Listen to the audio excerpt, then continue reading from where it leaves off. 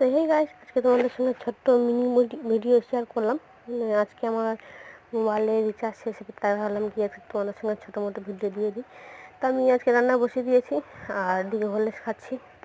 Horlicks খেতে একদম ভালো লাগছে না, তবুও খেতে হচ্ছে, দায়ে পরে খেতে হচ্ছে। আর কি বলবো, তা অল্প কোটাই হরলিক্স নিয়েছিলাম। আর তোমাদের কাদের কাদের ভালো লাগে ছোটো মিনিগুলো দেখতে? আমার তো ভালো লাগে, তো আমারটা ভালো লাগে না, আর কারো দেখলে ভালো লাগে।